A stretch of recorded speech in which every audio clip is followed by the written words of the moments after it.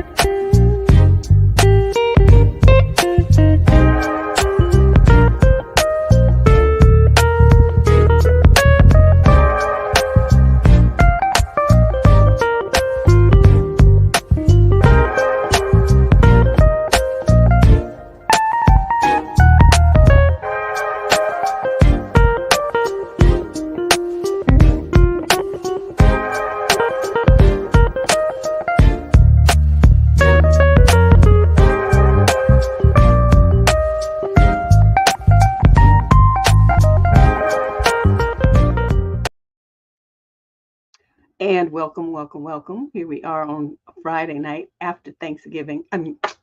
After Halloween. I'm getting my holidays mixed up. Yes. Okay. First of all, I was still in Monterey.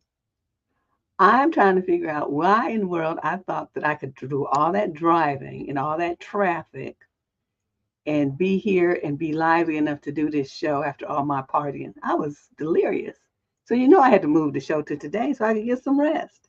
I don't like driving. I just don't like driving like I used to.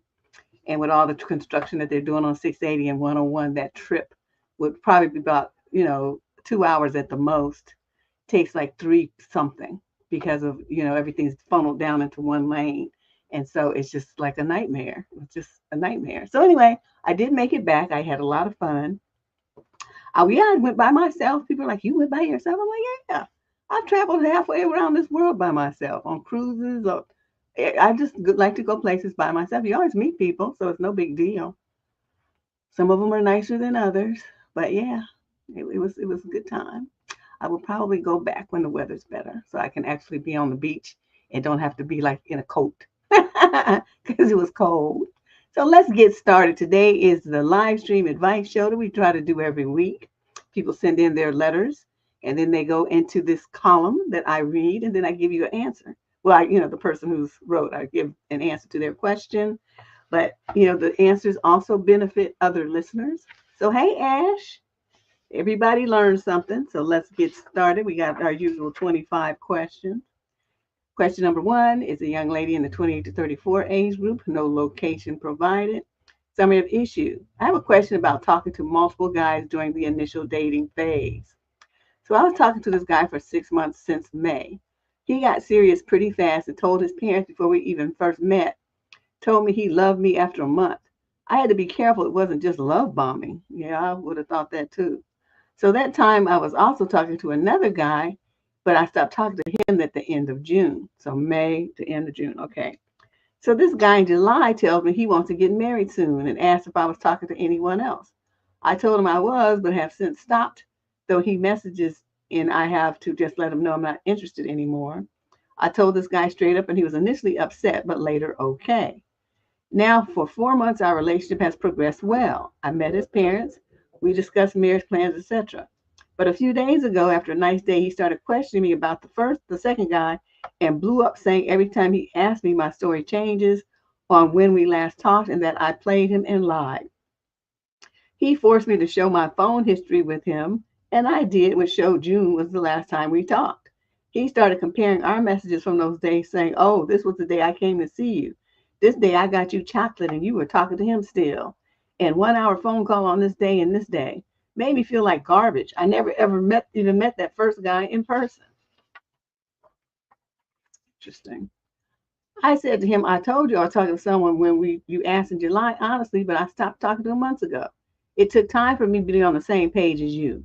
He was grilling me and calling me a liar. I started crying and I never cry. He said, I don't care how this made him feel, that he was in love and serious, whereas I was exploring other options. And now we have stopped talking altogether. Honestly, was it wrong of me to have been talking to 2 guys at the same time in the beginning, 2 months? I never claimed to be exclusive, but he says titles don't matter. I should have known he was serious from the get-go, and he already told me he loved me and all. I made a mistake even telling him I know. This is just so distressing. We are both divorced and in our 30s. I try to explain that's how it is in the beginning with people you meet on the apps, but he disagrees and feels played. What do you and the squad think? Was I wrong? And is he right to feel betrayed? Nope, he's stupid. You know, first of all, let me admonish you for something. You, as a single woman, you ain't no ring on your finger. You don't need to tell another man about another man and details and all that kind of stuff. The only thing that he, should have known is that, you're still single, you're not in a committed relationship, and you are going to explore other options until you decide on which option you want. I call it the pair and the spare dating program. He has no right to be upset because you didn't immediately jump into a commitment with him just because he wanted one with you. The other thing that I would like you to do differently is when guys start talking all that stuff and trying to act like they're serious and telling their parents and all this kind of stuff, you need to put the brakes on that. I mean, he might, be legitimate. He's in his 30s. He might really feel that way. But is it likely? No. What I have found is even if they do feel that way, a lot of it is they're basing their attachment to you on projection and fantasy because they don't really know you yet. So what they're doing is they're taking a perception of how you are, and they love that. So as a woman, you need to be very careful with men who do that kind of stuff because they put you on this pedestal of imaginary perfection, and then you do anything that's human or outside the script that they wrote for you, you're going to fall off the pedestal just like just what happened to you. It is a very risky behavior. And I know a lot of women are like, oh my God, it's like a fairy story. He fell in love. It was so quick and this and that. And they be all excited. That is not, you're supposed to manage your relationships and manage your men better than that. You don't let them decide the pace of the relationship because they just going to go all, half-cocked and stupid. And then you're going to be sitting there with egg on your face once he starts really spending time with you and gets to see who you really are. You know what I mean? So that is, I know it. You brought up love bombing and you were aware of it, but you didn't do anything about it. About him. If you should be just jumping the gun and being just a little bit too fresh. And I also think a lot of times when guys do that kind of stuff, what they're really doing, they have a flaw. They have a major something wrong, and they don't want you to be asking too many questions. Whereas if you slow things down and give yourself observation time, you'll be able to see him under a lot of different environments and circumstances, and then you'll be able to see, well, maybe not. It sounds good in the beginning, right? Because they like, I'm in love, she's wonderful. They're gonna flatter you. It's just gonna be all fantabulous, but you need to figure out who this guy really is. And like I said, like my daddy's advice to me for the first time, he's like, every time when you first get with a dude, and they're gonna be acting all sweet and wonderful and everything, just ignore all that and do or say something to piss him off. You need to see what he's like when he's mad, just like you did. You need to see what he's like when he's angry, how he manages his anger and frustration, because that'll tell you a lot about, the potential for violence and how sensible he is, and if it's somebody that you even want to be bothered with. So, you didn't handle this very well. I'm glad you wrote because it's a situation that a lot of young ladies find themselves in. But just try to do better next time. Slow them down as well as yourself. Okay, make sure that you let them know that you are still single and still on the market. That's the phrase I used to use. Still on the market. Now, what does that mean? That they can ask you questions about how many men, who they are, and all this. Nope. It just says I'm still available. It doesn't give them any details. So that's how you want to handle it. You just want to be vague in general. Okay. So let's move on to question number 2. This is a young lady in the 18 to 21 age group. She's from Malibu, California. Summary of issue. This guy keeps texting me when I told him I'm not looking. So I was approached at my university campus by a guy I've never seen before. He's already got a degree, and I hear he's back for a second one. I'm literally fresh out of high school, which turned me away. Regardless, I don't care for dating, and he wasn't particularly my type anyways. He starts off very, very strong, and I tell him off the bat that I'm not looking, nor am I interested. I'm not used to being approached like that, and I got pressured to give him my phone number in the moment, despite refusing 3 times initially. Okay, little girl, we need to have a conversation. He just texted me asking me a list of questions about myself. My friend told me to block and ghost him. That's right. Should I just do that? I feel like he came off very forward with me, which I didn't like, and I don't see myself ever hanging out with him. I guess my only fear is me and him seeing me on campus and questioning me about it, as I'm not the best with remembering faces and probably won't recognize him. Well, you better get good at recognizing faces. And you also need to get you a Google phone number. How many millions of times have I had to say this?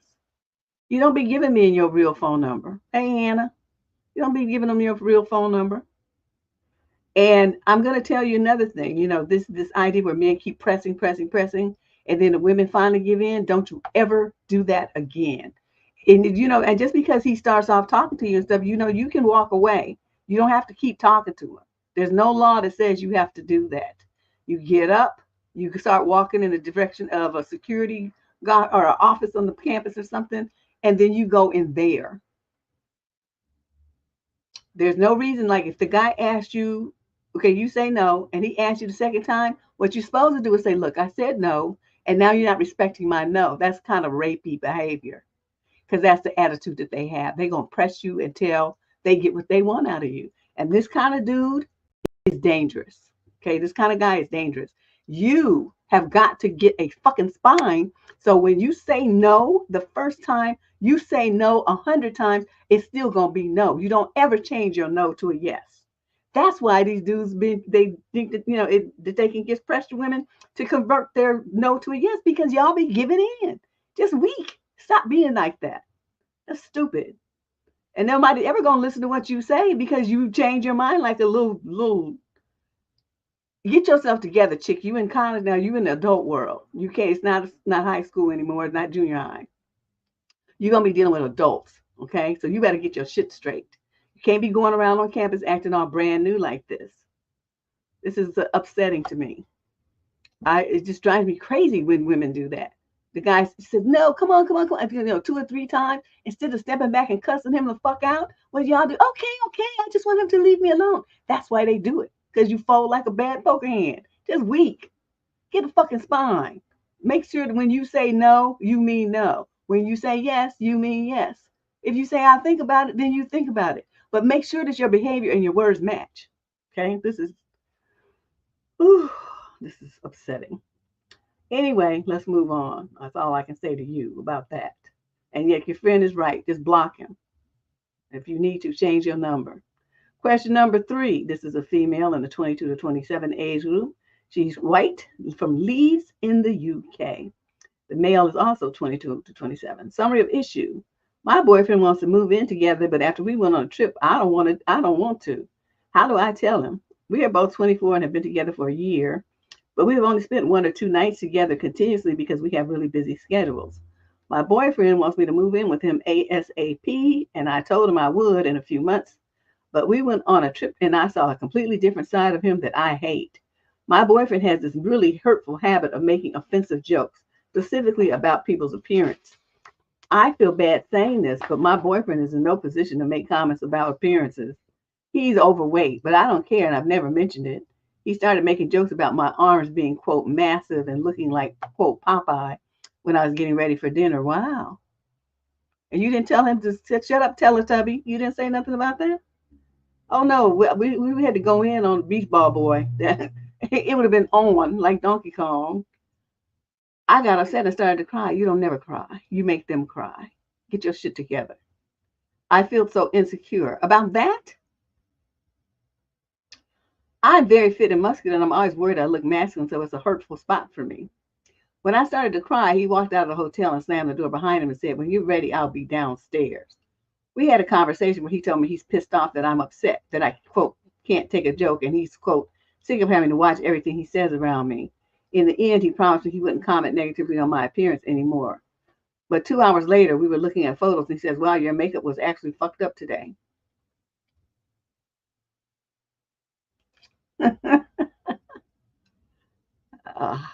Man, I love dudes like this, because that's when I get to crack my knuckle and go all the way in, like knee deep up in his ass. I was really bothered by his behavior on the flight back home. It was only a 5-hour flight, but he was ordering so much food and leaving a mess everywhere. He left his AirPods in the suitcase in the overhead locker and expected me to get out and make a hassle and get them out for him. He wasn't even 100% sure they were in there. When I said I don't feel like waking up the guy next to me to look for his AirPods, he rolled his eyes and turned his back to me. Here's the real kicker. The flight attendant was giving clear instructions to please buckle seatbelts and turn phones on flight mode, but my boyfriend was blatantly, oh yeah, it's time to dump this loser. Hold on. God, why is this paper sticking together? But my boyfriend was blatantly ignoring her and trying to upload selfies on Instagram. I asked him if he could please listen to her, and he completely flipped and said, "Why do you have to piss me off all the time? You're not my mother. I'll do whatever I please. Don't tell me what to do." I was so embarrassed that he said that in public, so I snapped back and said, "Well, stop acting like a child then." My boyfriend replies, "No, you are the child. You don't know anything." I just closed my eyes and tried to nap. I was holding back tears at this point. After 10 minutes, he tried to hold my hand and said, "You know I love you. I'll always love you. My heart belongs to you." I don't want your fucking dried up, crunchy heart. You can keep that shit, okay, along with everything else that you got. Because once we get off this plane, motherfucker, we broke up. So get your muggy mitts off of me. Don't even look at me. That's what he would have got from me. Anyway, so throughout the trip, I just felt like everything was about what he wanted. On one of the days, I told him it's best if we do our own thing, to which he agreed. We were only apart for 8 hours, but he called me a few times asking what I was doing. When we met up again, he told me he missed me and was worried about me and was thinking about me the whole time. For me, it was the complete opposite. Without him, I felt peace. Despite all this, my boyfriend is always kissing me and cuddling me and telling me he loves me. When I went home after he got back from the trip, he said he's so sad to go home without me and he wishes we lived together. But his behavior on this trip turned me off completely. How do I tell him I don't want to move in? He's going to be hurt. I know. Who gives a fuck? Weren't you hurt? See, I never worry about men's feelings. See, my thing is this. Men are supposed to be tough. So if I say or do anything that hurts their feelings, oh well, get the fuck over it. You need to be, as a man, you need to be at least half as tough as me, preferably more so. Because dealing with me, I'm gonna put you through some paces. Ace, Jay. Yes, girl, yes, Shay flying the red X's. That's what you need to do. Listen to Shay and tell him this is gonna be your script. You're gonna tell him, I changed my mind. You can send this in a text. You can I changed my mind about moving in with you. Your behavior on this trip was so atrocious. It even has me questioning if I want to continue this relationship. So I'll get back to you in a couple of days after I make my decision. Don't bother me. Okay, then block it. Then after a couple of days, you unblock him and say, "I've been thinking about it and I've decided that I don't want to continue this relationship with you. You're cruel, vicious, and disgusting. And I'm done." And then you block him again. And then you just go on with your life. That's all you have to do. The thing that drives me crazy about you girls is you seem to have the wrong idea about what a boyfriend is. A boyfriend is just somebody you just basically somebody you screw with. And that's basically all. You nailed it down to this one person, and that's all it is. So you're not married. It's a mere boyfriend. You're both still single. So I don't really see what the point is of having a quote boyfriend, especially one that's stupid like the one that you have. He acts like a fool. He talks to you in a verbally abusive way that makes you cry. Why would you even want to be in a relationship with somebody like that? See, as soon as you got to spend some time around him, you got to see his true self. And his true self is disgusting and gross and just appalling. So you need to break this off. Don't spend another day calling yourself his girlfriend. He doesn't, yeah. I don't understand it. But they like want to hang on to the relationship and like think, well, is he gonna change? No, he's not gonna change. He's not gonna change not to be the man that you want him to be. What you need to do is leave him in the dust and go find the man that you want. Plenty of them out there. Some of them are gonna be more stupid than him, but there should be a few that's not. So just pick one of those. Oh, I don't know. I don't even know what to say. I don't even know what to say. Oh yeah, I forgot to put my little hold on a second. I have what did I do with them? Well, shit, I don't know where it is. I had made what the fuck. Okay, I already had Tuesday and Wednesday. So I made Thursday and Friday and Saturday so I could put it up there at the top, but then I forgot to do it. All right. Let's move on to question number 5. We got 25 questions today. Young lady, 22 to 27 from Atlanta. Summary of issue. Would a man just agree for a second and third date because a woman asks him out if he doesn't really feel like he's into her that much? Plus, okay, she put all this in the summary. Plus, he knows there's nothing like physical intimacy things going to happen. They're just going to be hanging out in public. Is that just respectful not to deny the woman? Or is that like he's really interested in her? Well, I'm going to say this. If he was really interested in her, he would ask her out, right? So the fact that she kind of keep asking him out and he's, going along with it, that doesn't necessarily mean, I would not take that to mean that he's interested in me at all. He just, it's something to do, especially if you paying. So, better than sitting at home by yourself, right? So I would not say that I would, if I were you, I would not ask him out anymore and see if he picks up the baton and runs with it. If that's the end of everything, then it was just all you and he was just going along with it. If he picks up the baton and asks you out, then maybe you might have, there might be something going on. But the way that I'm thinking about it, I don't think so. What does this say? Let me see what this says. Oh, there we go. Let's use that one. I have so many of these things. I don't even know what they are. I don't remember the last time I used that one. Okay, let's move on to question number 6. This is a female in the 22 to 27 age group from Sacramento, California. Summary of issue. My best friend is acting differently towards me after she came back from college, and I have no idea how to really feel and what to do. I have a best friend. Okay, this is a young man. It's not a female, Candace. I have a best friend that's a woman who returned from college for a week. So we both wanted to see each other and spend time together since we haven't seen each other in months. At this point, I've known her for about 9 years. We're 24 and 25 now. Ever since, she's been physically more touchy, flirty, and didn't have much of that bro tone that she usually has. She even got concerned about my allergies and overall well-being in a more caring tone. Usually would go either careful mofo or try not to die or anything of a similar nature, but kind of teasing. When we were hanging out a couple of days before she had to go back, she told me that there's a guy on her campus that looks exactly like me that's attractive and proceeds to get very close to me, touching my arm, my back, grabs my hand to her face and looks me in the eyes. He's very good looking, but I don't know the guy and he ain't you. His attractive looks makes me think of you and insert my name, he says. Deb, I'd be lying when I'd say I didn't feel something. I felt something very warm inside and a feeling of deep care and compassion. It's hard for me to describe the feeling. After that, I feel as if I can see her more in than one lens. Okay, I don't know. I'm just asking myself and wondering what's making her act differently and why the change. Do you think she's just being friendly more than usual or feeling something different? Well, that was some heavy duty flirting, dude. I mean, she was like coming after you full strength. How are you going to be sitting up there doubting what was going on? That's not friendly behavior. That's out and out, damn near proposition. So, yeah,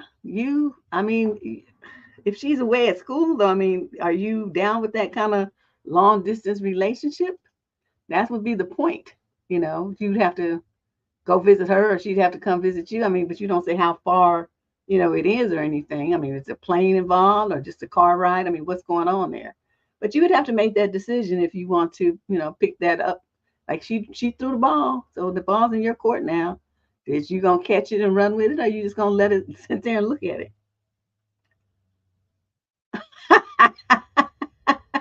Shut up, JoJo one. That's funny. But yeah, he dude was make some major plays. She's throwing you play like a mug. So I don't know what you're gonna do. But if you like the girl and you got, you've known her for years and you know her personality, you know her everything about her and you like her, then go for it.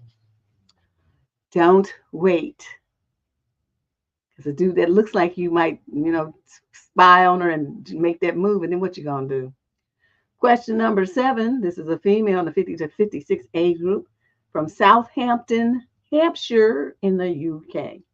Summary of issue. I'm looking for some well-needed advice on what to do about my daughter's horrendous living situation with what sounds like the flatmate from hell. Okay. My daughter's a university student who's living with a girl the same age as her. All originally seemed well until her flatmate, we'll call her Emily for this letter, started to become a nightmare to live with. My daughter regularly sends me messages and pictures of the disgusting mess Emily often leaves laying around the flat. Most images include dirty pots and pans left out for days, open to meat on the counter left out, multiple bowls of rotting food in the cupboards, hair in the sink and shower, waste not being flushed down the loo, waste on the toilet seat. I could go on. Oh my God. This is like an invitation for rat's nest stuff.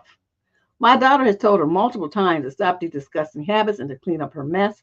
In fairness, my daughter also said that leaving the odd plate on the counter and not washing it up straight after using it is okay because she understands that she may be a rush sometimes or tired. Though it seems like Emily has taken this and assumed that she can leave her dirty things out every day for days and days at a time. My daughter has had numerous conversations with Emily about this and I've run out of advice to give her. My daughter said that now every time she brings up the mess Emily leaves around, Emily cries and throws a tantrum.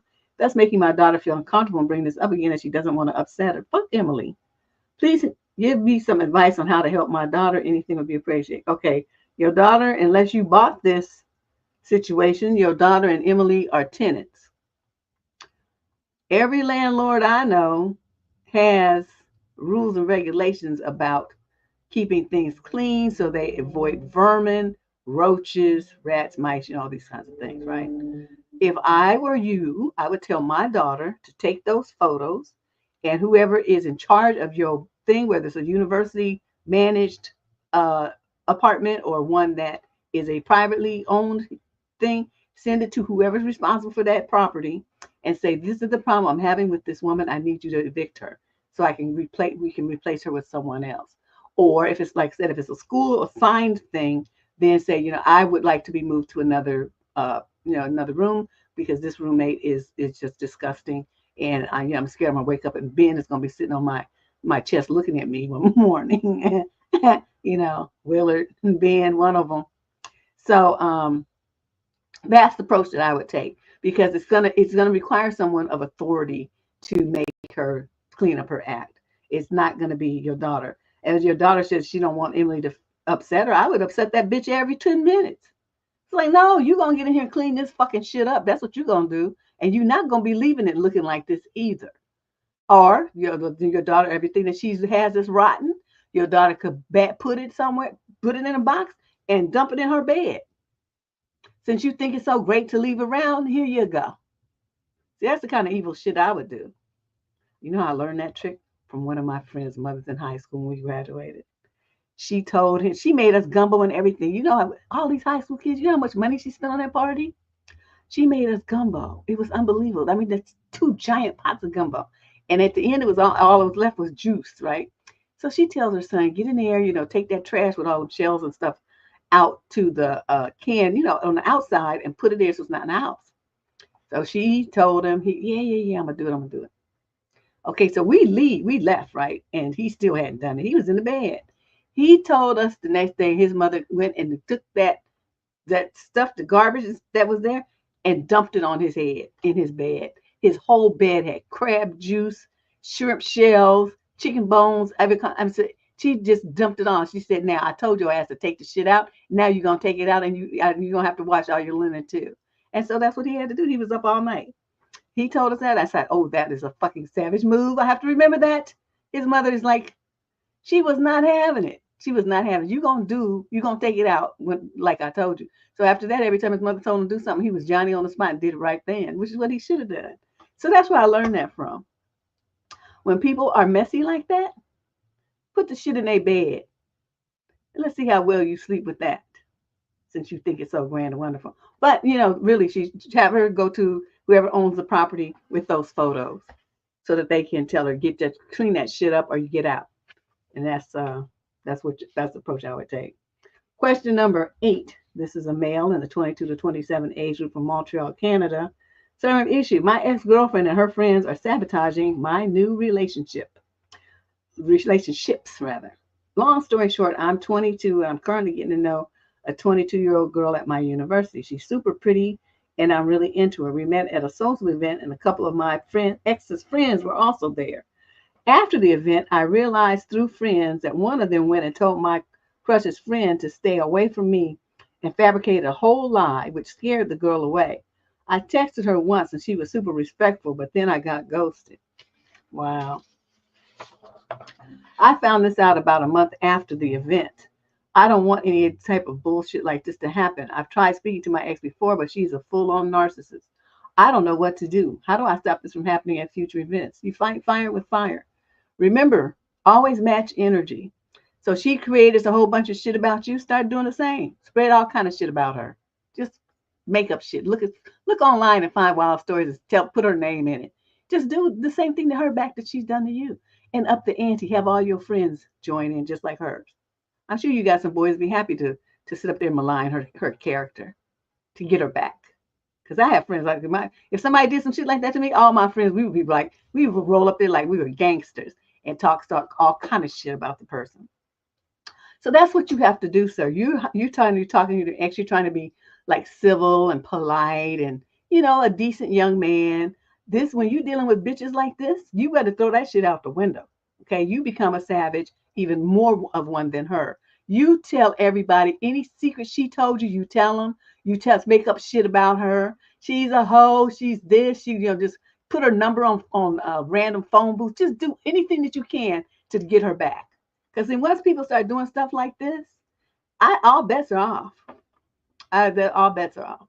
I'm going to make you cry on the daily. You're gonna have to move towns to get away from the shit that I'm about to rain down on your life. That's what's gonna happen to you. I am a very vindictive person. So, that kind of stuff.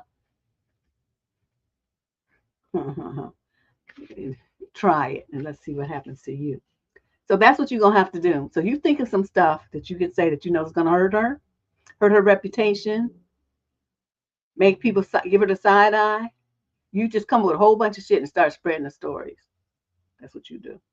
Question number 9. This is a female in the 22 to 27 age group from Greensboro, North Carolina. Male is 28 to 34.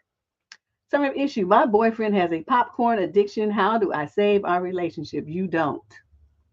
But let's see how you get ready to try to waste your time. So I need advice on how I can help him. I have been dating my boyfriend for close to a year and a half at this point. He's a really sweet guy and I love him a lot. We just clicked from the very beginning and I think he is my person. No, he can't be your person. He's popcorn's person. We have talked about marriage and are planning to start a life together. By the way, to state this little nugget of TMI, I am currently in the early stages of pregnancy. Well, you stupid. So I feel even more hurt because we are going to be welcoming our little one into the world. Oh, good damn it.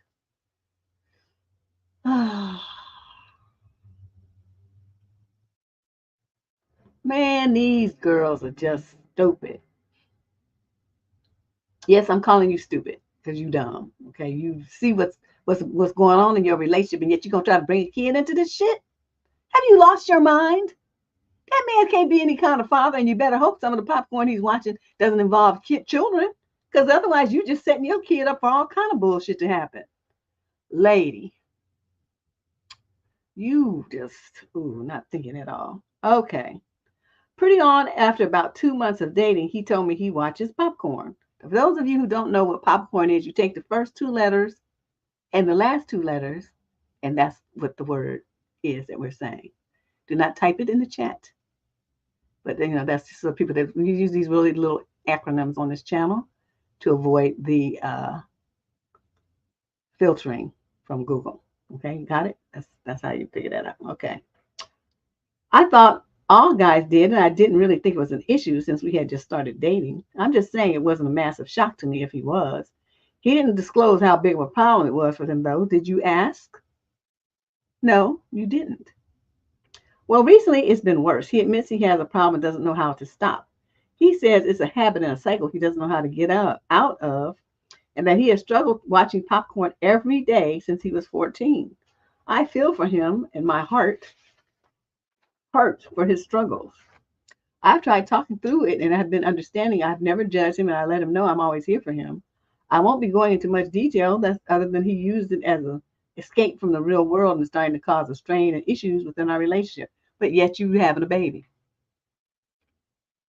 Don't you see? You don't hear how stupid you sound right about now. Almost every single one of our fights is centered around his addiction. I have expressed to him multiple times that it bothers me because I am the girlfriend. Like that means something.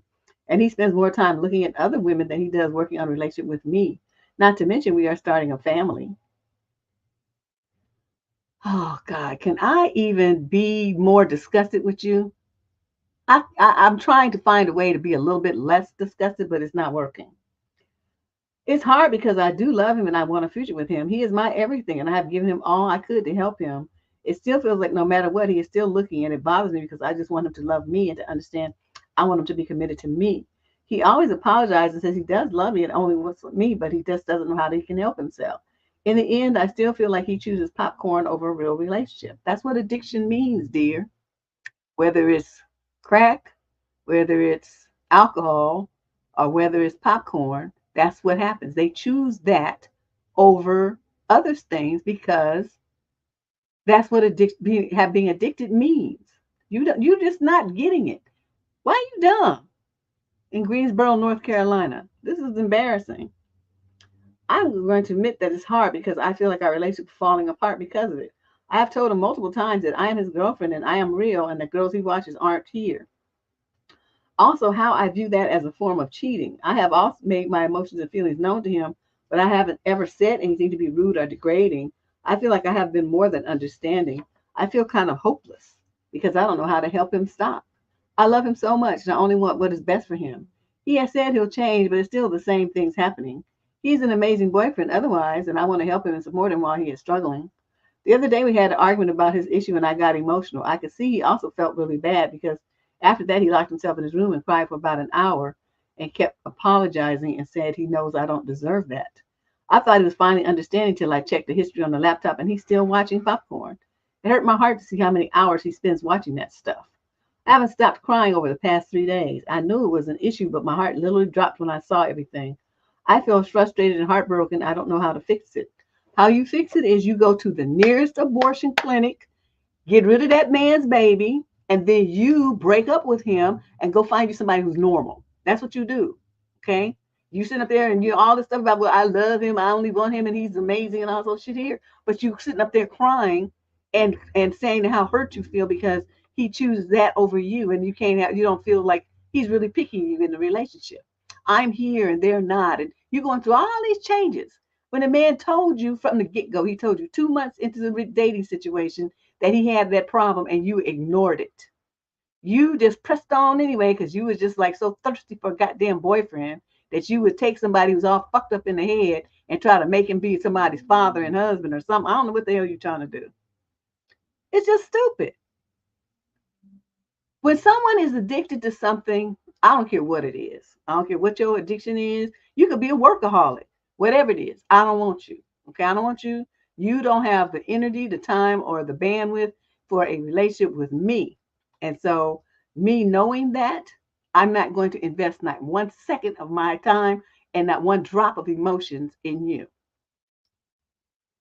I'm not going to do it. You have to become 100% available, just like me. You can't do that, then there's no point in us even having another conversation, right? But see, he told you, and you chose to ignore it. And now you're sitting up there pregnant and up there talking about how can I save it? You can't fix this. He can't even fix it. Okay, so pack your stuff, get on a bus, train, plane, whatever, get yourself to some state where you can terminate that pregnancy and you handle your business like a G. The one thing you do not want to have is this man around a child. Because like I said, you don't know what kind of stuff he's watching. And usually they start at one level and they sink into another because it loses its interest, its power to stimulate them. And they start getting into some weird freak shit. And he would be the father, so he would be able to have, unsupervised visitation with the baby, the kid. You don't know where he would be taking that kid or what he'd be doing with that kid. I don't know what's wrong with you. This is worse than mental stress. This chick is silly. This is silly. She's not thinking, like some people just don't have the ability to take a concept and then apply those concepts to different situations and, and kind of assess the possible outcomes. That is a sign. I mean, it's sadly it's a sign of intelligence, and she doesn't really seem to have much. So to me, when you have people that can't think like that, their thinking is very narrow, they can only see one thing, then you don't really need to be a parent, because to be a parent, you need to be able to see shit, all kinds of signs of danger and risk, possible problems that your child could get into, and your job is to karate chop that shit out the way so that your child grows up safe and sound to the best of your ability. But see, you can't even see the danger just laying next to you in the bed. So you don't have any reason, no reason at all to ever have a kid. None. Please don't do this. If you don't have a baby, give it up for adoption. Whew. Question number 10. This is a female in the 22 to 27 age group from Manchester, England. The male's 28 to 34. Summary of issue. I think I should leave my boyfriend. I'm 27, he's 32, and we've been together for over a year. We don't live together, but we're planning on moving in together in a few months.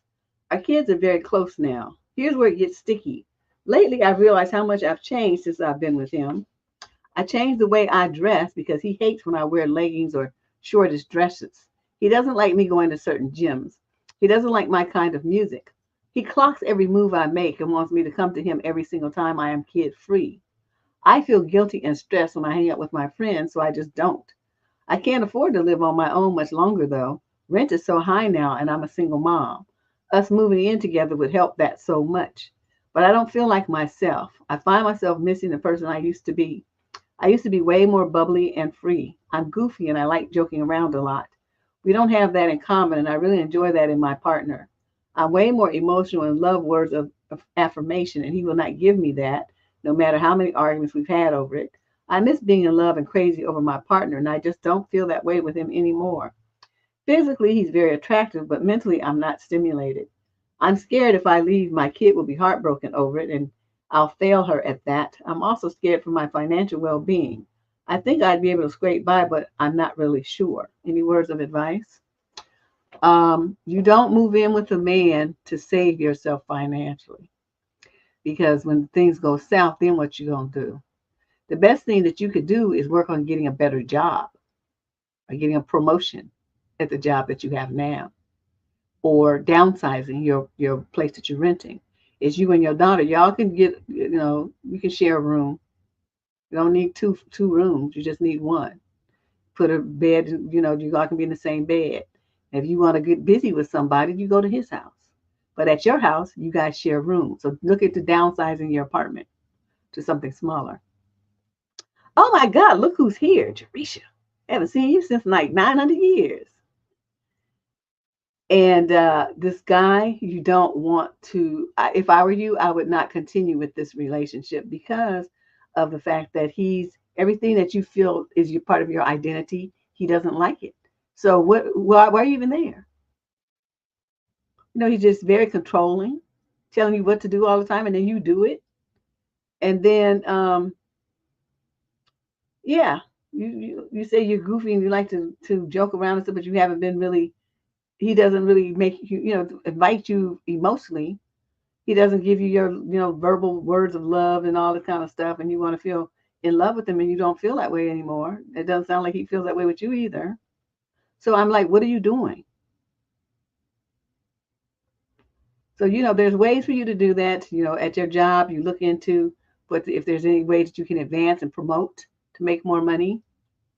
Look around and see if you can change jobs and make more money. Is there something that you can do on the weekends, maybe? But then you'd have to figure out what to do with your kid. I don't know about that. But yeah, this doesn't sound like a good situation for you emotionally and mentally. So you think about that. There's always ways you can get help with, help yourself financially. But like I said, look into downsizing first. You should be able to save a couple of $100 a month doing that. And make sure you cook. Don't be eating out. Bring y'all's lunches. make everything at home. Like I made a big old pot of soup earlier today and divided it up into little containers and put them in my freezer. Make a whole pack of soup is inexpensive, and that's going to be meals for days. Think about stuff like that, ways you could save money. Question number 11. This is a female in the 18 to 21 age group from Santa Clarita, California. Summary of issue: my thoughts on dating as a mid girl. Mid. I spend a lot of time online and keep seeing men saying that dating for women is the easiest, they have endless options, etc. But the truth is, unfortunately, that this only applies to very beautiful girls.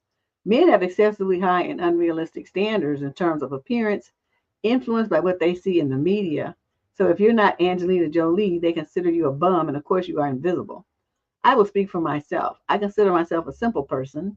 I'm not overweight, nor am I thin. I have curves that I know not everyone likes, but some do. I don't have anything intense about me that hits badly.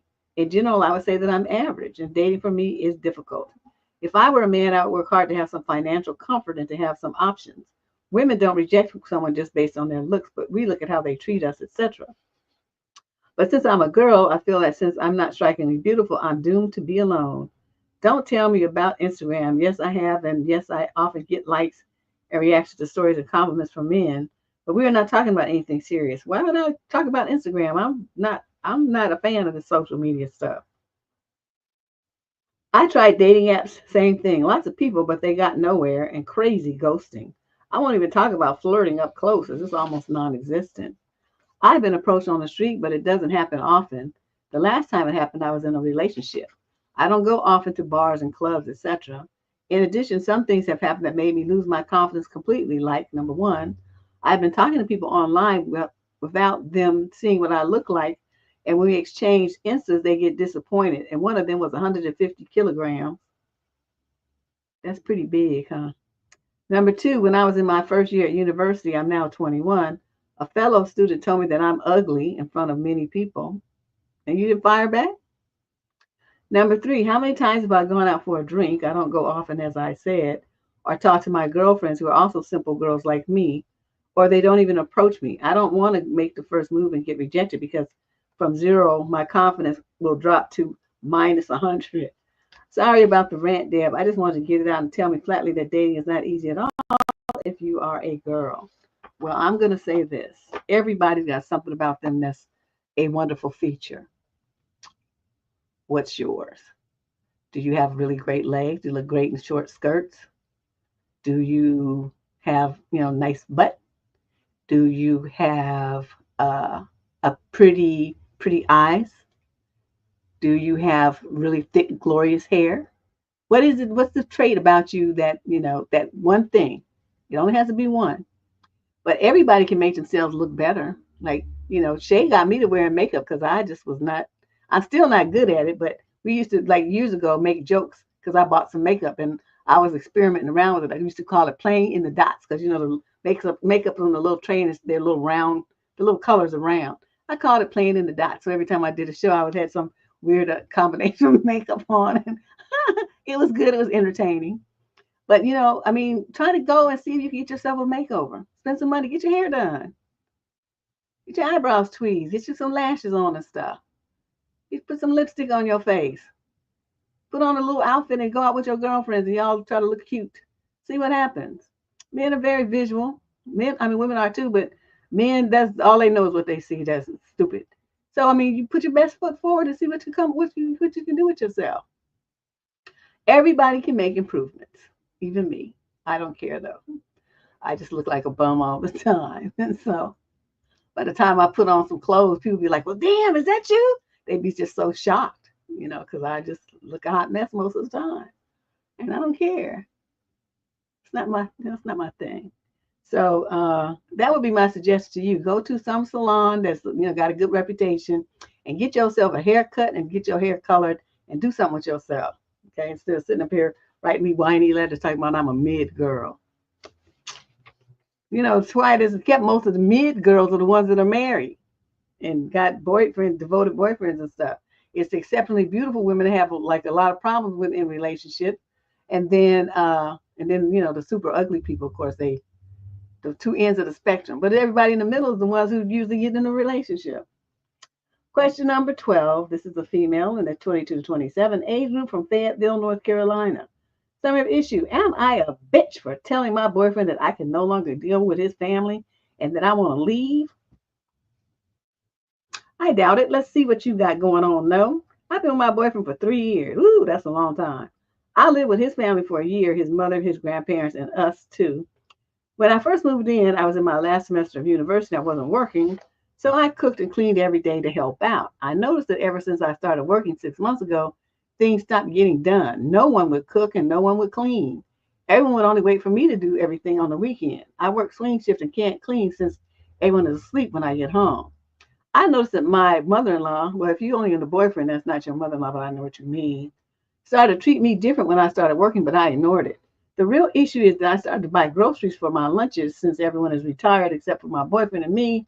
But anytime I would buy food, my boyfriend's mom or his grandmother would eat everything within a day or two, or throw things out or just leave things out to rot. I tried to ignore it and just keep it to myself, but after months of this happening, I'm tired.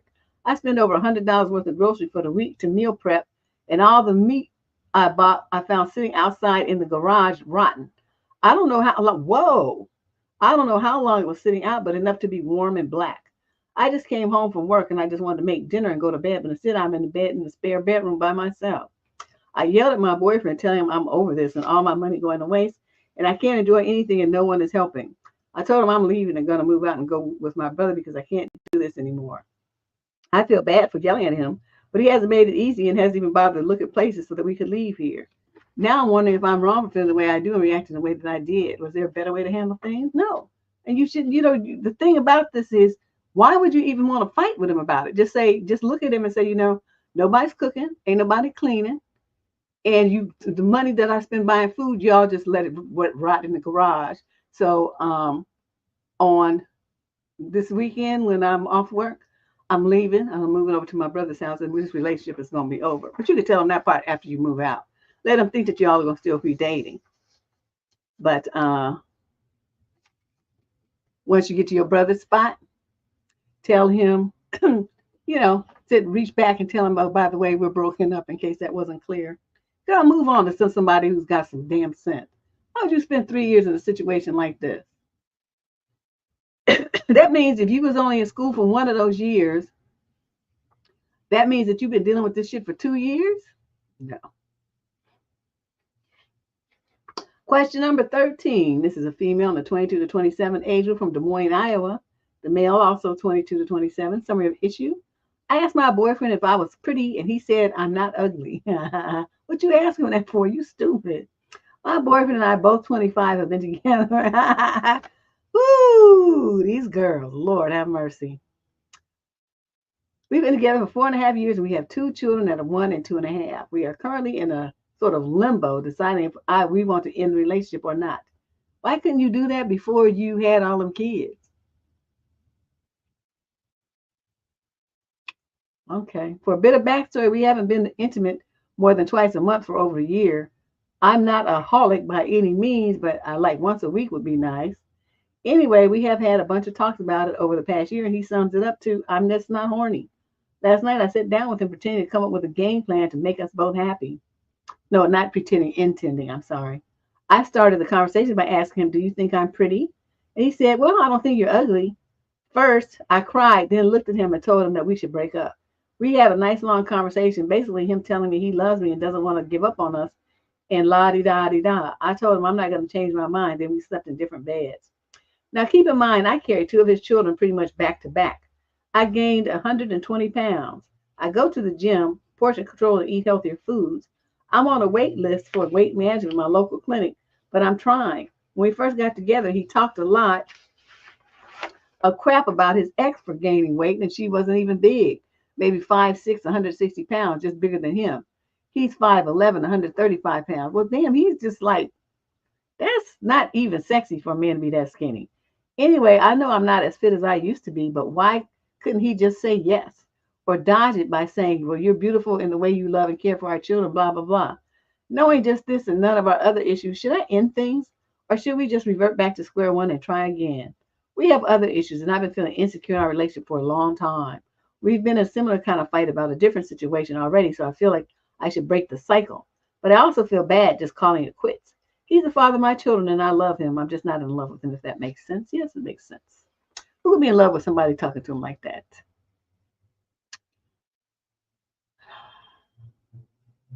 The fact that you stayed there. Hey, Allison from Memphis, the artist Dolly. I've seen new names.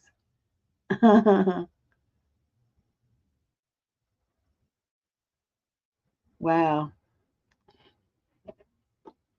Um, my thing is this, and I don't know, maybe I have a giant ego, but I feel like if I'm in a relationship with a man and he's not reflecting back to me the wonderfulness that I believe I possess, then there's no need for you in my life. Get out. Because when I'm bright, I'm shining this bright sunshine, right? You need to be reflecting it back. If what you're giving me back is clouds and rains and dirt, I don't need you. You got to go. And there's this thing that's always my parents always thought was really odd about me, and some of my friends too, is when I'm done, any feelings I had for you, I mean, it just dries up like, boop, just like that. So I could go from being madly in love with you to hating your guts in like 60 seconds. And then the once I can get to flip to that other side, I'll never go back to loving you anymore. It just doesn't I don't know if I'm some kind of weird person, some kind of psychological problem or personality disorder. I don't know what it is, but I've always been like that since I was a kid. I'm not going to tolerate no bullshit, and I'm not going to care about anybody that doesn't care about me. I'm never going to do that. So when I get letters like this, women are like doubting whether they should leave or something.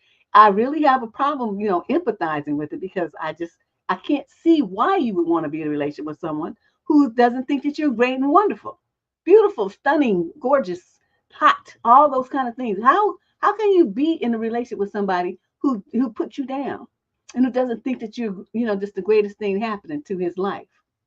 How can you be? I mean, that I can't even comprehend that kind of situation. Yeah. Like say, embrace your whole inner Deb. Yeah. And it's just really hard for me. Like, I try to empathize. I've had friends, but I love him, this and that, blah, blah, blah. And I'm like, but I don't get it. I don't get it. So it's like, can you not love yourself more, please? So to the point where you see that you have value, that you're beautiful, that you don't need his validation or approval, that he ain't shit in the grand scheme of things except the father, a baby daddy. I mean, what is the problem here? So, you talking about you're going to leave and stuff, you probably should do that. I bet when you do, the stress will be relieved and you'll lose all that weight like in a couple months, because that's the way it usually happens. And just because, you guys can share custody of the kids, they can go visit with their dad. They're tiny, or the 2.5-year-old is probably toilet trained, but is he good with diapers and with little ones like that? The 1-year-old? If not, I mean, don't worry about it. He can get visitation when he wants to, but he's gonna be paying child support, so whatever. Yeah, this is just unbelievable.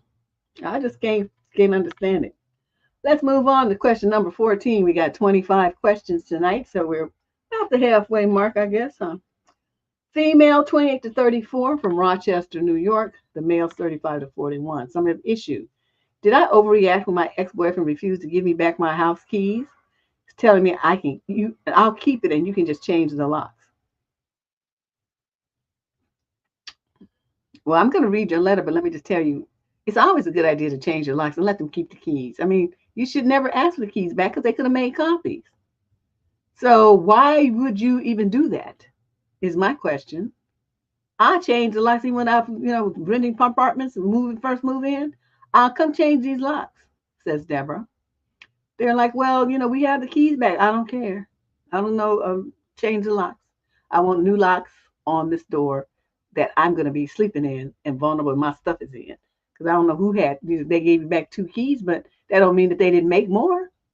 And you don't know who they gave those keys to. I'm living here by myself. I want new locks. And when you break it down to them like that, they say, oh, okay, well, I'll send a workman over, and they do it. So, I'm never going to, we're not doing that. You're not getting, I don't want the key back. You can keep that. But let's see what you did. So what happened was I told him he was no longer welcome in my house that I own, and he could bring my key to my mother's house with no bad blood. And all of his belongings would be there as well. He kept refusing. So I called the police to ensure I would get my house key back. No, you just doing the most. He was pissed when they contacted him and started to call me crazy, amongst other things. We were together shy of 2 years. He didn't pay for anything here and stayed at my house 2 weeks out of the month. Did I overreact by calling the police? Just so you know, he broke up with me because when he's not here at my house, I don't reply to him for 20 or 30 minutes because I'm probably having a round or two of a video game. He gets mad and tells me I'm secretive for not telling him I was gaming. Y'all stupid. So immature. What you did, like I said, yeah, you did overreact calling the police. And what he said is true. All you have to do is change the locks. What are you doing? You should change the locks. And don't give men keys to your house anymore. If he don't have a spot to rest his head that he's paying for, then he can just live at the park. I don't understand you women letting men move in with you. What the fuck is that? He can't afford to be, if you moving in, he should be the one providing the house and you move in with him. He's supposed to be the provider. If he ain't providing, then fuck him. You don't need his ass. And you coming up there letting some man move in with you like you somebody's mama. That is so not sexy. And any woman who offers that kind of stuff, you just set yourself up. It's stupid. Stop being like that. Make men be men. And stop cushioning the blows and making work life easy for their asses. That's why there's a bunch of walking around a bunch of pussies now. Women just treat them like they're little kids. Stop doing that shit. Don't be paying half on dates. Don't drive to pick him up. And don't you let him move in with you. And don't you buy houses with him either. If you ain't married to him, you ain't buying shit, not even a plant with his ass. Let him buy it. Buy his own shit. This is one of my pet peeves with women. These newfangled girls. It's like, when you're gonna do my half. You don't have a half. Okay, when it comes to this shit like this, you don't have a half. That's all him, 100% him.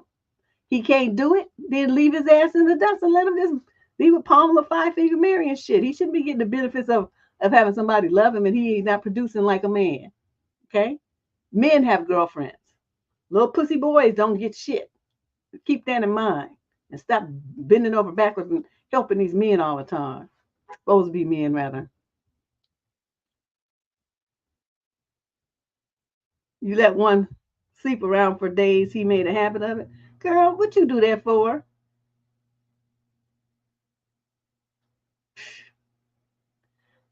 Don't ever do that shit again, Artist Dolly.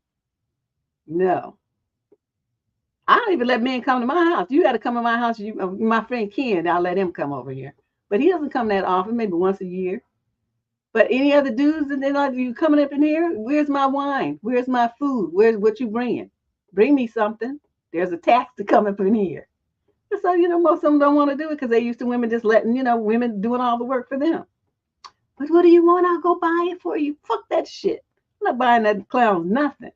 Tell me about what you got in there to eat. Nothing. But I know you cook. Yeah, I cook for me. I'm not cooking for you. You ain't my man. Fuck out of here. Well, damn. Then, be like that. I'm saying, I don't care. You hungry? You better call up and DoorDash on your phone and make them delivered here. Don't look for me to give you shit. It's not going to happen. Question number 15. This is a male in the 22 to 27 age group from Swansea in the UK. Summary of issue. My significant other and I share an apartment. She and her friend came home from a night out and brought some random guy into our house. What would you do? Oh, I would have got up and tossed them all out. Some work a job that requires me to get up really early, and my girlfriend and I have had conversations in the past about being quiet when she's coming home late from a night out. It hasn't been a problem much recently, but tonight she and her friend came in at 3 a.m. and were super loud, which woke me up. Usually I wouldn't bother to get out of bed and I would try to ignore it for the night, but I heard a man's voice this time, which alarmed me because my girlfriend's friend does not have a boyfriend, and my girlfriend did not let me know ahead of time that they would be bringing someone else into the house. I immediately got out of bed and went to ask what was going on. I may have been a little harsh, but it doesn't make me feel very good to be woken up at 3 a.m. to my girlfriend and her friend drunk and some random guy in my apartment.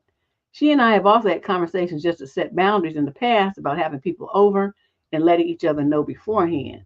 And when she came to bed, she had a real bad drunken attitude. It seems like a lot of the boundaries I have set up end up getting ignored after she has a couple of drinks. What would you do, Deb? What should I do? What would I do? I would have gotten up and said, everybody who don't live here, get the fuck out. It's 3 o'clock in the morning. I got to get up in the morning and go to work. Get out. Get the fuck out. Okay, that's the first thing. Then when she was sober, we would have a conversation. So you need to start looking for a place to live because you about to get the fuck up out of here. Your lack of respect is just unbelievable. And you're gonna be dragging some rando man you met at a club or something up in my apartment, and I'm in here asleep. Bitch, you done lost your mind. So find you some place to live. I want your ass out, and you got 2 weeks. If you can't find some place, and you move in with that drunk friend of yours. But whatever it is, I want you to fuck up out of here. Now that's that part. That's definite. That's what I would do.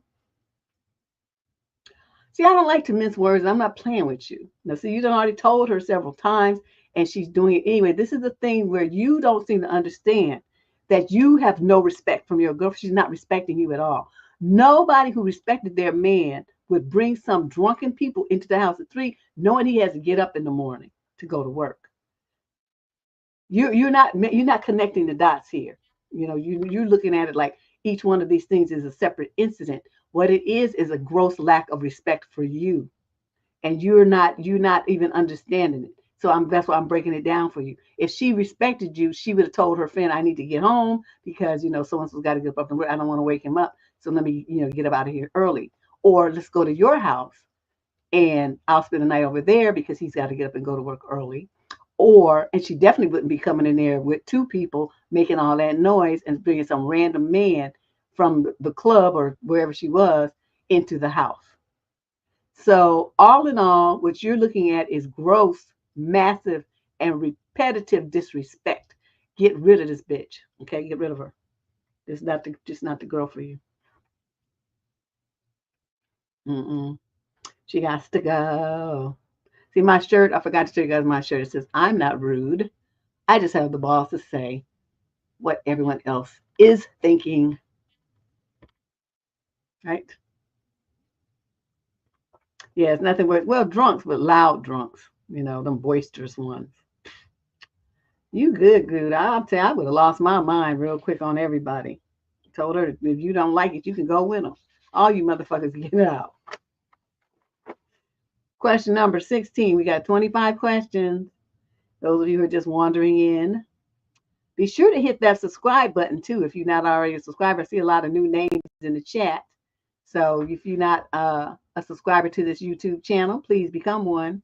The Debsterism channel. You can send in an advice question for if you have a issue burning that you want advice on, see on the bottom of the screen there where it says Debsterism.com. Go on that website and you'll see a button that says Get Advice. Click that tab and then fill out the form and submit it. That's just that simple. Those are free. You might get chosen, you might not. But it's a pretty high likelihood that within 2 weeks your letter will appear at some point. Okay. Question number 16. This is a young man under 28 to 34 age group from Norfolk, Virginia. Summary of issue. I need advice for how to introduce my girlfriend to lingerie. So I recently started dating this amazing girl, and we're fast falling for each other. I'm 34 and she's 28, but even at almost 30, she's very inexperienced nookily. I was her first, and she never really got the chance to express herself and her desires. She never really considered herself desirable and hot. And when I told her how beautiful and sexy she looked, she told me that no one ever paid her that compliment before me. I was thinking about opening her up to the idea of lingerie so she can feel more desirable and sexy while it won't really change how I see her. I think she looked and feel great in it, but I don't want her to feel like I don't find her hot enough as it is. Any idea how I'd respectfully bring this up to her? Also, any recommendations for good lingerie brands? I don't want to surprise her with some. I'd rather take her shopping to go get the ones that she likes. Yes, I was going to suggest that. But, she might not really, everybody's not into that shit. It's cute. Like when I was younger, I used to like to do that and prance around with the little teddies and whatnot. But, I didn't like looking at that kind of stuff. I was like, whatever. So he would buy the stuff, I'd put it on and do a little strut across the room and stuff, and he'd be all excited. And You don't keep it on. So what's the point? I never got why, it's just it just costs a lot of money and you don't have it on for more than 5 minutes anyway. So what's the point? I never got it, but whatever. What I would do, I don't know, don't they have Victoria's Secret stores still? Just take her to Vicky's. You get shy? Yeah, some women do. And then, some people have different tastes. I mean, some people like that real risque stuff, and some people like the garters and whatnot. And some people like, the little floral cutie gowns and stuff. I mean, they like different things. I know. See, I mean, everybody likes different stuff. So the big umbrella of lingerie, I mean, you have no idea what she likes. So what I would do if I were you, I would just take her to the mall, to the store, and we walk through there. Be prepared for her to be embarrassed because she don't have a lot of experience in all of this, and it's gonna be new to her, and you're gonna be there. So that might be, complicate things for her a little bit. But play it by ear. If you notice that she's getting embarrassed and looking shy or uncomfortable, leave. Don't mention it.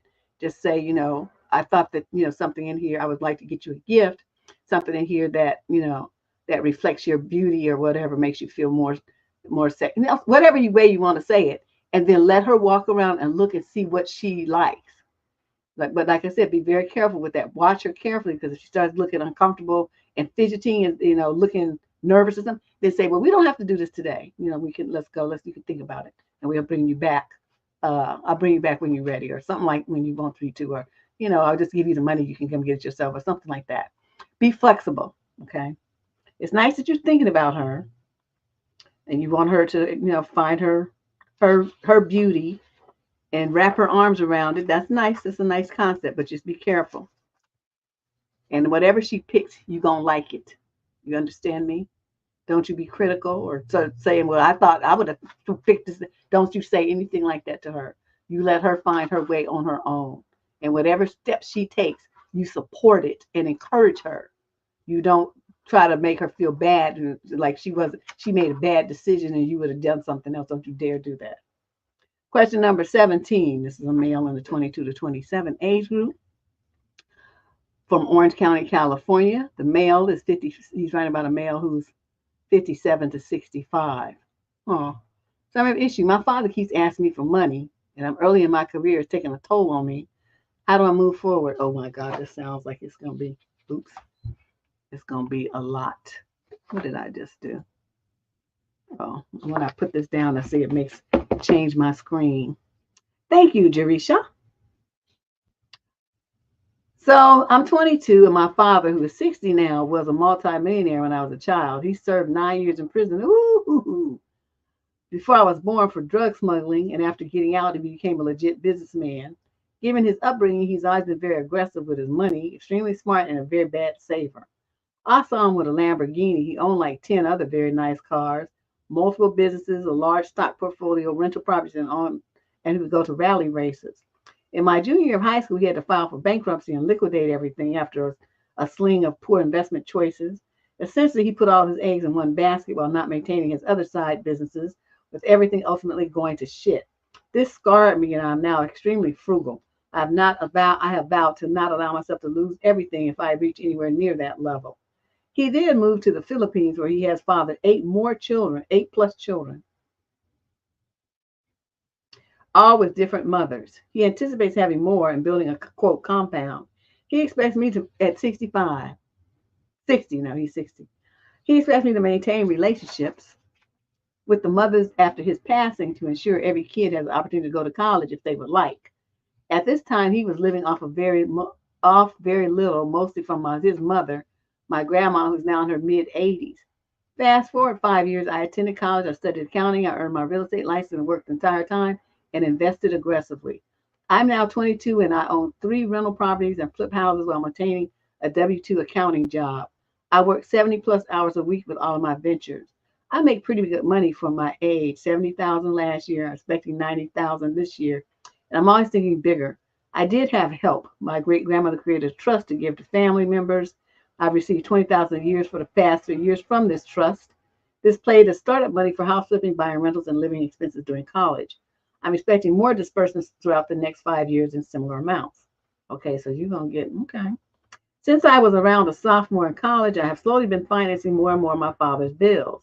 It started with paying for his rally car storage and rent in California, then paying for some birthday gifts for my half siblings, repairing his vehicle, paying for his flights, and it goes on. Now it's to the point where I spend $1,000 to $2,000 a month, was mostly recently sending him over $5,000 last month for an attorney's retainer. He wants to liquidate the trust, which is roughly $10 million. We will receive half. My older half sister is a lawyer and refuses to help my father legally or financially. She claims she is manipulative and finds it disgusting that my father has so many other children with women ranging from 17 to 20. My sister is in her early 30s. I am very close to my father. We talk nearly every day, and he's given me some of the best advice that has gotten me to where I am now. He proofreads professional emails, recommends great books, goes over negotiating tactics, and has helped me strategize business post college. And overall, is an extremely knowledgeable and smart person. He is constantly giving me good ideas. My issue is I'm having a hard time saying no to helping him financially since he has been there for me in so many aspects. I just saw him for the first time 5 years a few weeks ago, and it hurts to see someone I grew up seeing so strong financially be literally in poverty. Every time I send him money, it feels like I am holding myself back and he's dragging me down, adding additional stress to my life. I always feel cash poor, which he says is extremely normal in the first few years of business, but I don't think many wealthy people had to pay their parents' bills when they started out. I'm not sure what to do. Put his ass on an allowance. It sounds like you feel obligated because he's being a parent and helping his kid. You don't have to pay people for that if they're your parent. You can do nice things for them, which you have done more than done. So what you're gonna do is say, Dad, this all this money that you keep asking me for, I can't afford this. I'm trying to get myself established. I'm only 22 years old, and you're just sucking me dry. So what I'm gonna do, I'm gonna give you an allowance. I'm gonna put a flat amount in a bank account for you every month on the first 50, whatever, and that's all I'm gonna give you. And that's gonna be it. You're gonna have to make it work. Or get some of them baby mamas you have to get a job to help support you.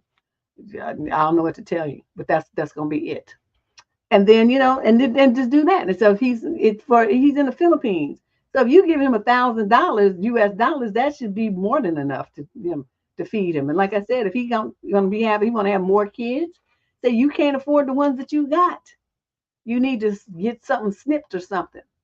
And stop doing that. But whatever, this is all I'm going to give you. So don't ask me for any more.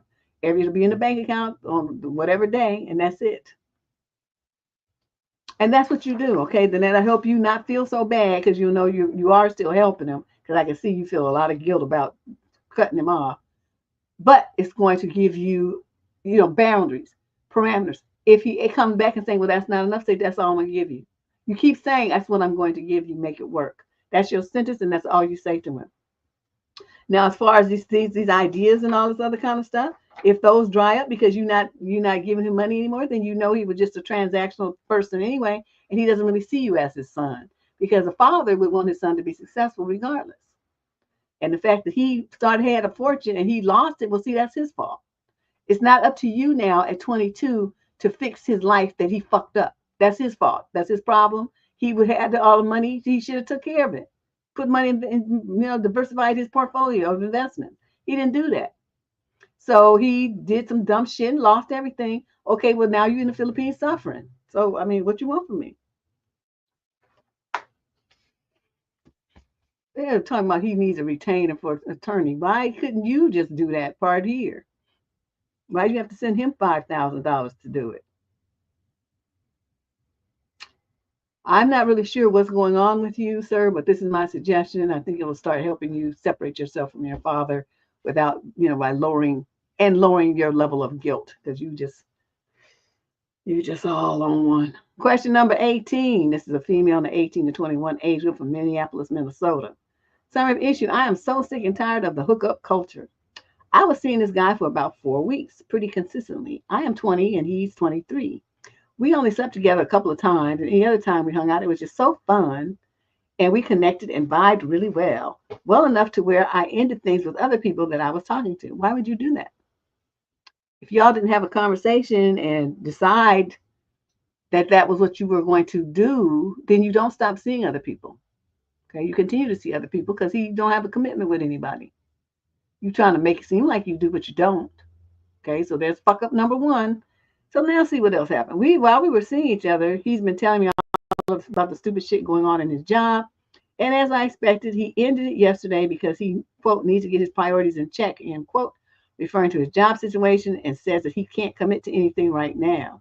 I'm not blaming him for having other priorities in life, but when we first started seeing each other, we had mutually agreed that we were both looking for a relationship. Okay, so that don't mean he was looking for it with you. I don't know. It's just disheartening because I keep meeting these seemingly great guys who tell me they want a real relationship, and then we see each other hook up for a couple of weeks, and then it feels like when they're done with me, they move on. I mean, for fuck's sake, this is like the fourth guy this has happened with since May, and so your dumbass keeps doing the same shit. How many times you gonna go around this rodeo before you get a damn clue and start changing your program? I'll finish reading you in a minute. Granted, this specific incident is a little different from other ones I've had this year, but it always ends up the same. No one wants a real relationship. Everyone just wants nook nook. Even if they say they want a real relationship, shaking my head. Sorry for the long letter. I'm not sure if I'm seeking advice, if I'm just jaded and need to vent. But any thoughts you or the advice or the listeners have is welcome. I just wish dating was easier. It is easier when you handle it like you got some damn sense, what you're not doing. Let me tell you what you did wrong. Okay, so you meet the dude, and then uh, you have fun and you connect and you vibe really well. You drop the other people that you were talking to. Mistake. Okay, you made a mistake there. You should supposed to keep talking to other people, like I said. Then we've been seeing each other. He's been telling me all the dumb shit going on in his job. And then he says he can't commit to anything right now, blah, blah, blah, blah. Okay, so you having taken the fact that he said he was looking for a relationship, said it now, the words, you took that and ran all the way down the field thinking you was going to be in the end zone with a real relationship because he said he's looking for a relationship. Do you know men say they're looking for whatever you're looking for?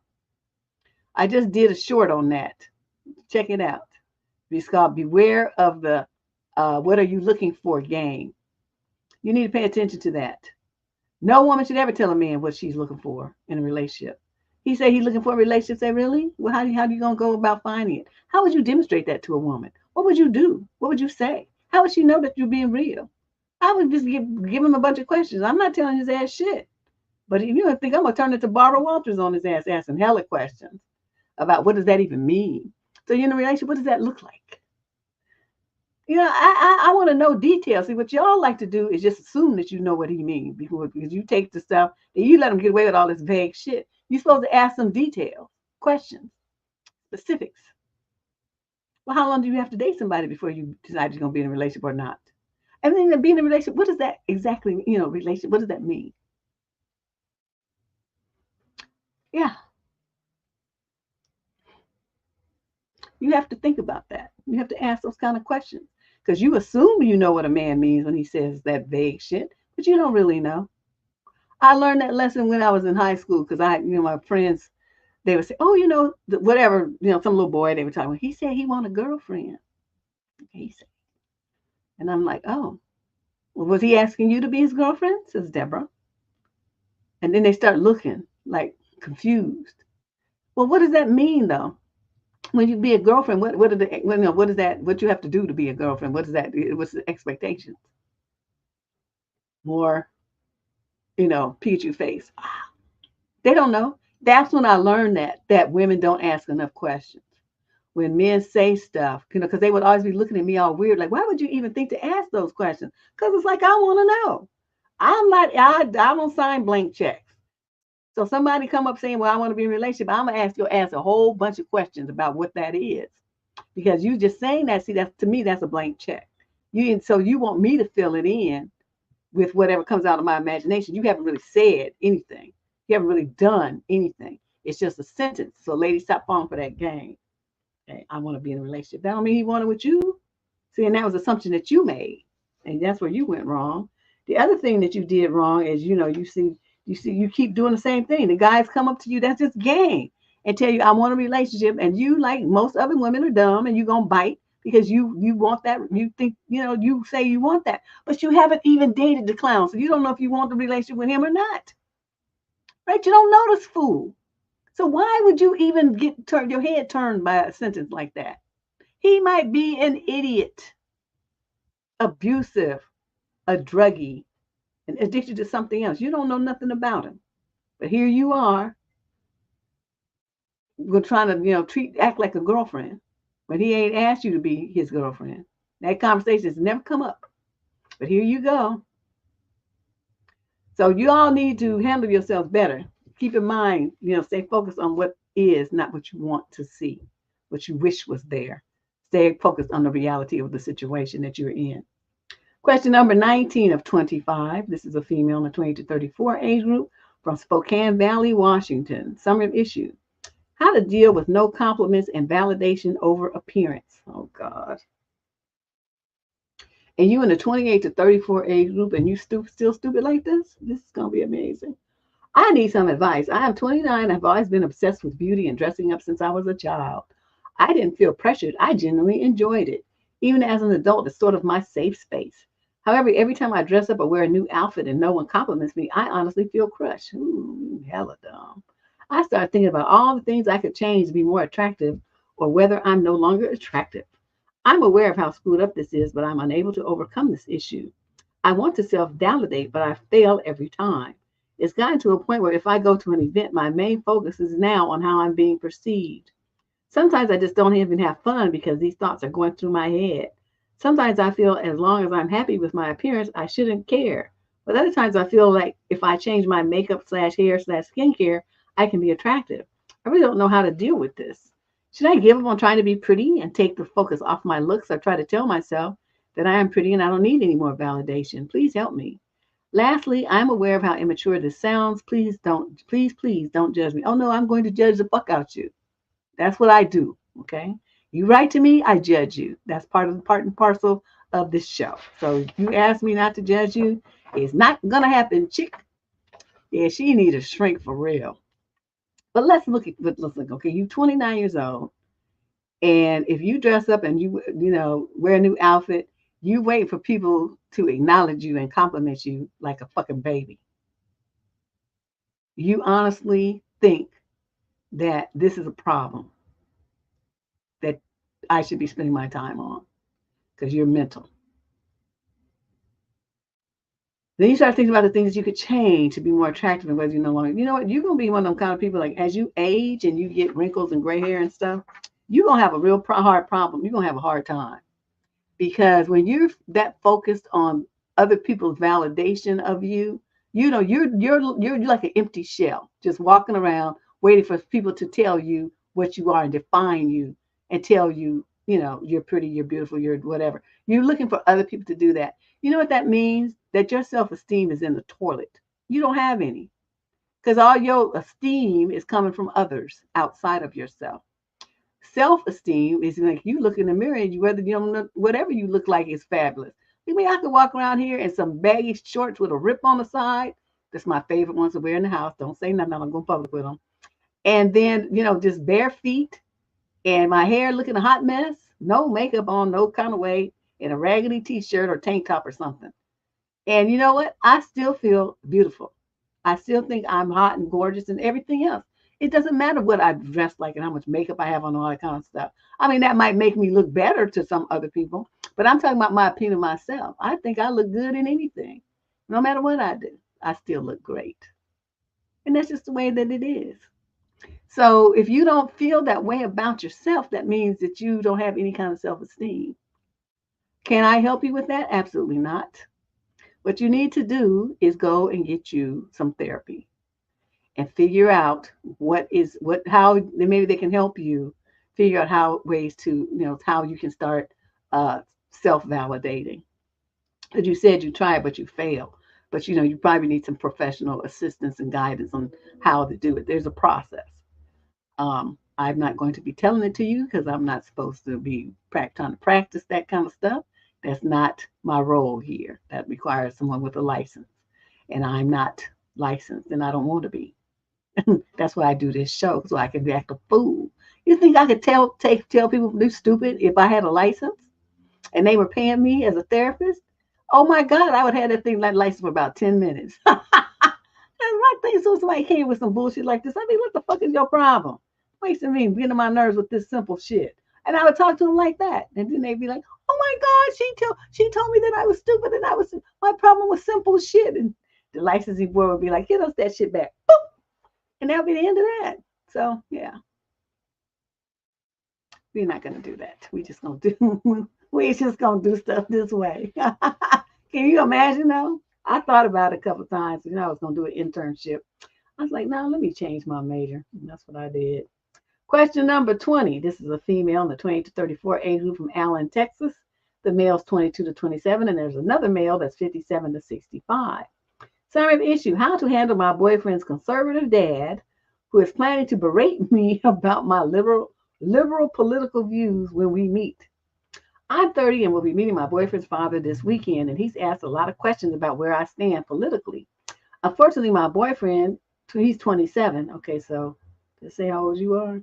Okay, you're in the 28 to 34 age group, and the boyfriend's 22 to 27. I see. Has been upfront that I'm very liberal, and is warning me that his dad is going to be very aggressive and difficult about it. My boyfriend is one of those people that doesn't pay attention, but is somewhat liberal and doesn't mind arguing with his dad. I didn't think to tell him to keep me out of his political arguments, so they've been talking about this for a while now. Any advice about how to handle someone who's very combative about their conservative views? I don't want to make their relationship worse, but I have a horrible feeling that his father, who I consider a future father-in-law, is going to insult me to no end, to say a bunch of dehumanizing things about all kinds of people and demographics that I belong to.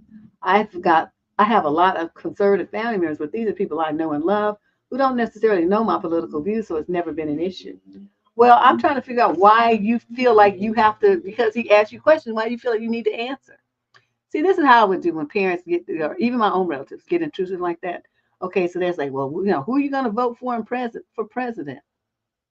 I saw this great chocolate chip cookie recipe in the magazine at the doctor's office the other day. Do you like chocolate chip cookies? I was thinking about making some. And then they look at you because they're like, but I just asked you about who you're going to vote for. And I said, and I'm telling you about chocolate chip cookies. So let's talk about that. That's far more interesting. Or if you like really bold and you don't really care about their feelings, then you could just say they start talking to you about something about, all these, say they start talking about all the immigrants or something and something. Say, you know what? Your ancestors was immigrants too. So what you talking about? The only people that belong in this country are the Native Americans. Everybody else needs to get the fuck out, just like you, just like with everybody else you're talking about. So, I would just start there. Well, my ancestors, this and that. No, your ancestors came over here on a boat and stole some land from the Indians. And so there you go. So whatever it is, whatever you're talking about, start with yourself. Let's do that. Or you could just say, I don't feel like this is a proper discussion for us to have because this is a personal matter. And I'm not going to discuss it with you. My personal views are my views. Yours are yours. We can agree to disagree. You can take that approach as well. So it just depends on, your personality and the situation. I've used all of those tactics and, basically, but they still don't answer and it's none of their business. Basically, it's none of their business who I'm going to vote for and what my beliefs are and all that stuff. Anybody watching this show would know I'm extreme liberal, except for all this trans stuff. I'm not down with that shit at all. But, in everything else, I'm like, no, I'm a bleep. Abortions for all. Shit should be available at 7-Eleven. That's how I feel about it. Salaries and things. I mean, all kinds of stuff. All kinds of stuff. I'm very liberal. But, you know, it's just, that's how I feel. I wouldn't be telling them. I'm not going to argue with you about what my beliefs are. My beliefs are mine and yours are yours. And we don't have to agree, but I'm not going to change for you. And I don't care how upset you get about it. Just be over there, be bad. Scratch your ass and get glad, as my grandfather used to say. I don't know what else to say. Question number 21. This is a female, 22 to 27, from Bolton, Greater Manchester, England. We got a lot of UK letters tonight. Summary of issue. Why don't guys ask about exes? Maybe I'm just nosy, but I like to ask guys about their exes, and they answer you. I'm sure they think you stupid. Not as a first date conversation. I mean, guys that I've dated for a couple of weeks. I get curious about how many partners they've had, why they broke up, what their relationship was like, what they didn't like about it, what they did like about it. I feel like past relationships contribute a lot to who you are as a person and as a partner. When talking about past relationships with guys, the most they'll ask is how many exes I've had, how long we were together, and why we broke up. Are guys just not interested, or they just rather not know? They don't really want to even know that. Men, okay, a smart woman would know not to talk to a new man about the past man, but you stupid. So you gonna be telling them all kind of shit. If a man should ever ask you about how many exes you had, why is that your business? Would say Deborah. You want to be one of them? Because it'll be one more.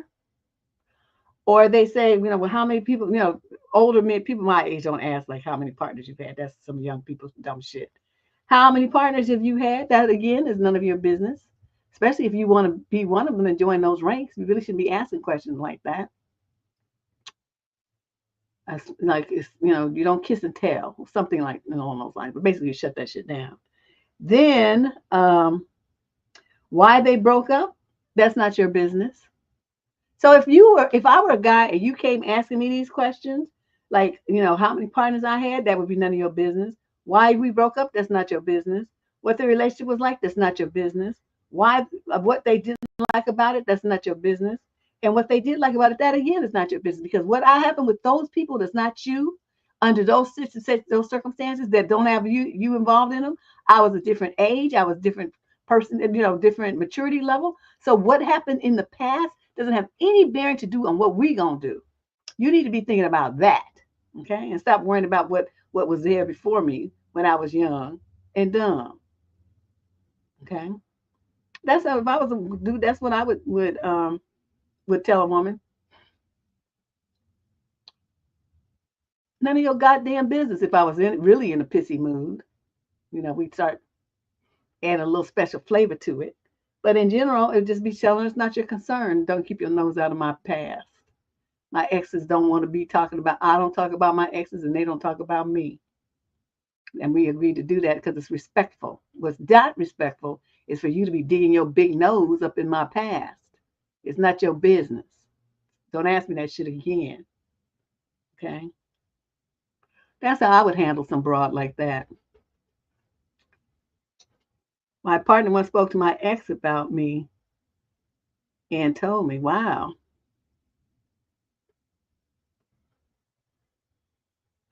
that would have been two exes right quick. Because I'm not tolerating that. That's gossipy ass shit. There's nothing worse than gossipy ass men. That's just such a turn off. Question number 22. This is a female in the 22 to 27 age group from Washington, D.C. Summary of issue. Am I wrong for refusing to help my roommate pay for a broken TV because I wasn't home when it happened? I live with two roommates and we usually get along pretty well. I'm all 23-year-old graduates of Howard U.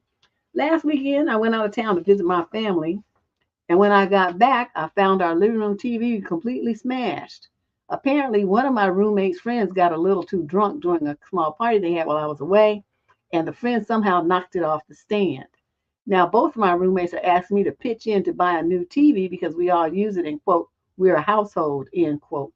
But I wasn't even there. I feel like it's unfair to ask me to pay for something that happened while I wasn't involved, especially since it was their friend who broke it. I've offered to help them talk to their friend about paying for it, but they keep saying that it's easier if we all just split it. I get that it sucks to deal with this, but I really don't think I should be on the hook for something I had nothing to do with. Now things are tense between us, and I'm wondering if I'm being stubborn.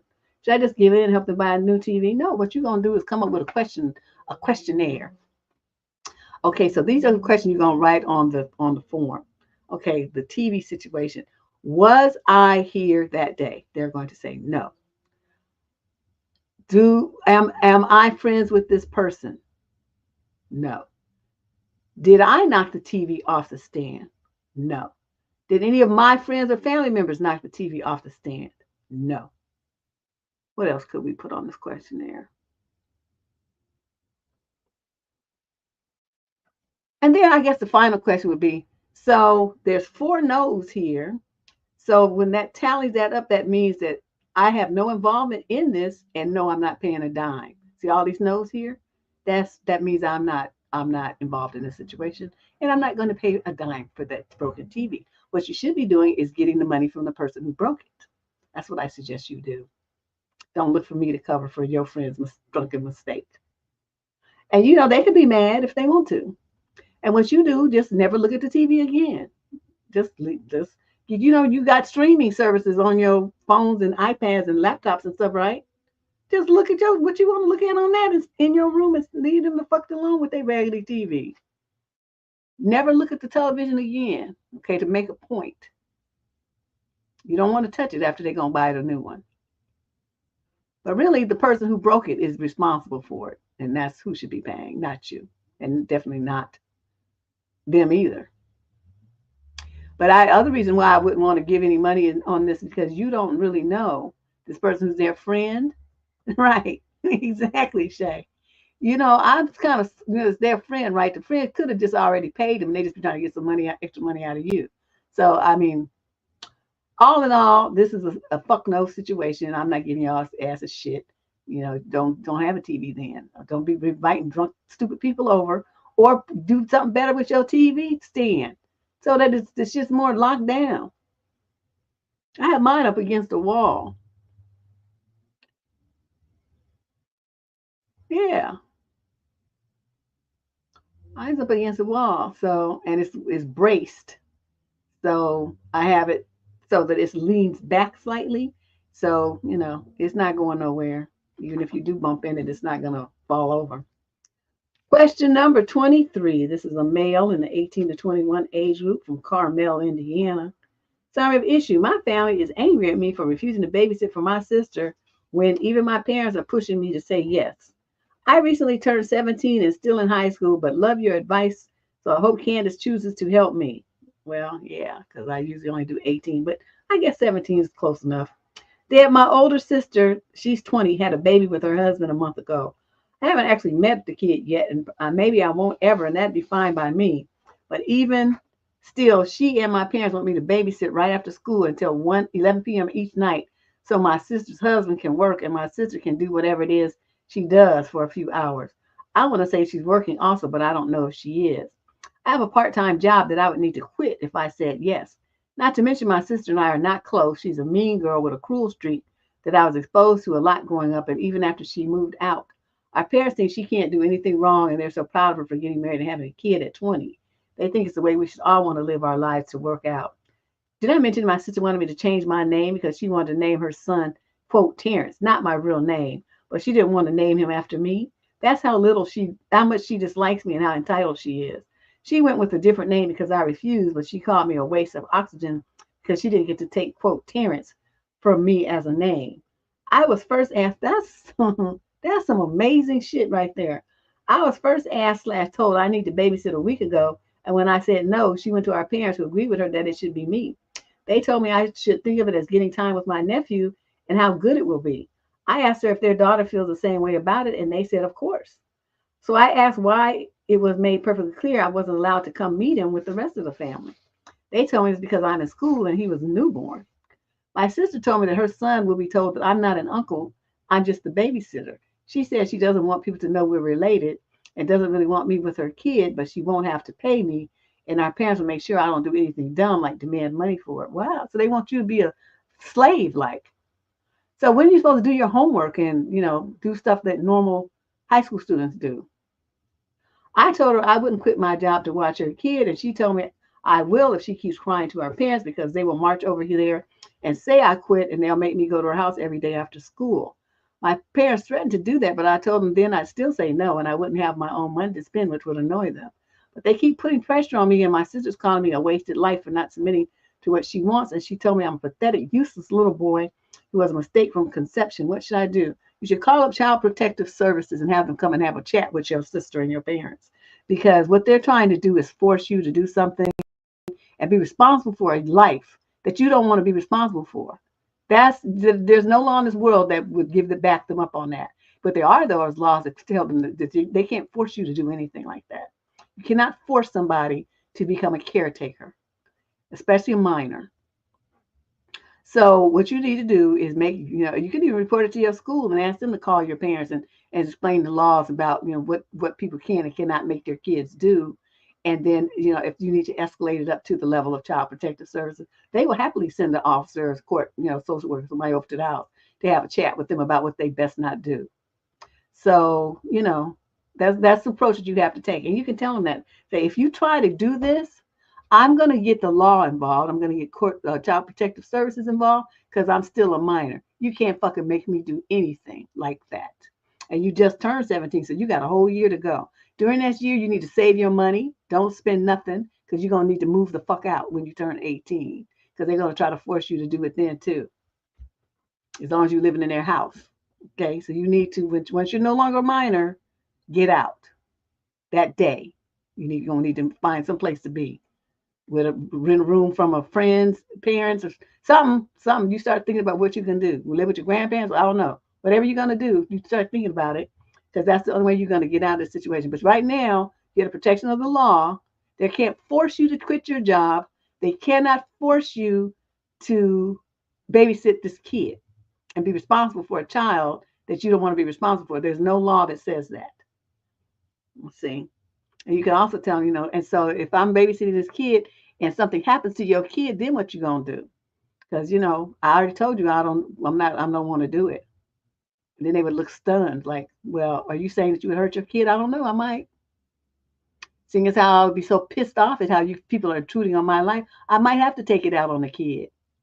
See, I would just talk crazy shit like that to them and make them scared to leave the kid with you. But you threaten to say, the second you try to interfere in my life like that, I'm going to CPS and report you for child abuse.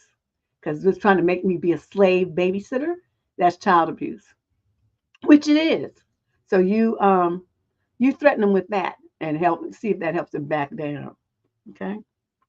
And not to mention the verbal abuse that your sister is doing. She's a jerk. Question number 24. This is the next to last question of the night. This is a young man in the 22 to 27 age group from Santa Ana, California. The female also is 22 to 27. Third issue, how should I break up with my girlfriend? Is there a right way to do it to lessen the damage? The bottom line, my girlfriend and I have different views on what we want from life, and at 24 years of age, I don't think we're compatible in the long run. I want kids. She doesn't. There's cultural differences that are making things difficult. I'm Indian and she's Caucasian. She's eager to move in together. I'm not. I'm looking to move elsewhere for my career and so much more. The worst part is she truly is a wonderful and kind human being and the first person I've truly ever loved. And I really want things to work, but I just don't see how they will. I had ended things earlier this year after figuring out the difference on wanting kids versus not having kids. But she wanted to get back together to figure things out. But I feel like we don't and haven't ever even talked about it since. What'd you get back with her then for? See, that was stupid. You broke up for a very valid reason. What did you go back for? That was stupid. Now you're in the same position. It just wasted months of time. You could have been with somebody else. She wants me to go to New York for Thanksgiving with her family and spend Christmas with her, and I just don't think I can do it. It's going to hurt both of us, and she is fragile. She's in therapy in grad school, and I'm worried about how this will affect her, and I'm so worried about her. You better worry about yourself. I don't want to hurt her. I don't want to hurt myself either. But I feel like it's a matter of when as opposed to if I break it off again, and I feel so bad about it. So with all of that being said, I come to you asking if you have any thoughts on how I can do it in the most gentle, compassionate, and appropriate time. You asking Deborrah Cooper about gentle and compassionate. You delirious. That ain't my skill set, homie. I'm going to just tell you this. Do it before the holidays. So like we're in November 1st now. So you need to do it like with this next week before she starts making plans and trying to book tickets and telling her family that you're coming and all this kind of stuff. You're going to say, look, we broke up whenever it was y'all broke up because of a very deep core issue in differences where we want our lives to go. And the more I think about it, since we got back together, there's so many things that we are just not compatible in with. And we're going to break up again. And this time it's going to be permanent. And it's not because anything's wrong with you. You're perfectly fine. But what I'm trying to do some different things to my life that don't mesh with what you're trying to do with yours. So the best thing for us to do is for us to break up. And she does say, why? Just give us another chance. We can talk about it. We can work it out. And you can say that's what we've been doing for the last few months, and nothing has changed. So it's time to just, to cut this loose before the holidays. So when you go out to your family's house, that you can be free and clear of all of this and they can help you feel better and, pat you up and stuff. That's what you're going to say. Okay. And the fact that she's in therapy, let her bitch ass go add another session a week until she gets over it. Whatever is the thing is, but what you don't do, sir, what you never do is sacrifice yourself and your dreams for anybody. You don't do that. You're a young man on the come up. You got a lot of dreams and things that you're trying to do. You need to make that shit happen. And you don't let any woman, change that. And one thing you want to do too, make sure now that you decide you want to break up, don't be screwing her. Because next thing you know, she's gonna be pregnant and she's like, oh, I changed my mind about having a baby. And you're gonna be stuck. And all them dreams that you have to go somewhere else and work, and I said that's just gonna disappear in a puff of smoke. So keep your weenie in your pants and break up with this girl this week. Okay? Don't do shit with her. Be smart. Got to think big picture. Remember, I said you got big picture. She has the power to fuck you up. You better listen to what I'm telling you. And the final question of the night, question 25, is a young lady in the 28 to 34 age group from Liverpool, England. Summary of issues: leaving a mentally ill, depressed person. Oh, good Lord. Why is this even a question? Dad, my boyfriend's mental health has controlled our relationship. His illness has a side effect of being reckless and making rash decisions. This causes him to spend all his money and then ask me for help. He's lied a lot this year, and some of his behavior has disgusted me. I've had to call the paramedics for him 3 times since May for overdoses and hallucinations. He never gets kept in, though, and refuses to go to the mental health team. He's losing his house today, but he's not responded to the Section 8 at all and has not contacted the council.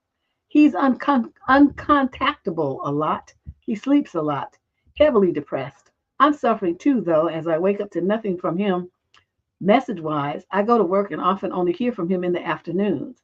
He's online throughout the night. This morning, seeing he was online at 4 a.m. but didn't reply to my messages at 9 p.m. last night has made me once again message him saying, you clearly talked to someone online in the night. He denies it every time. I have just blocked his number, but I feel so cruel. I am exhausted and tired of him leaning on me. I do care so deeply, but I feel he's turning to someone else and he's up all night chatting. Okay, so you breaking up with him not because he's mentally ill, because he's a druggie, because he's depressed, because he has overdoses, because he has hallucinations, because he's homeless, and because he's useless. You're not breaking up with him at that. You're breaking up with him because he's turning to someone else and up all night chatting, so you think. So you breaking up with him because you're jealous of this loser. You should hope somebody wants this trash. I don't even understand what you're thinking. This girl is ridiculous.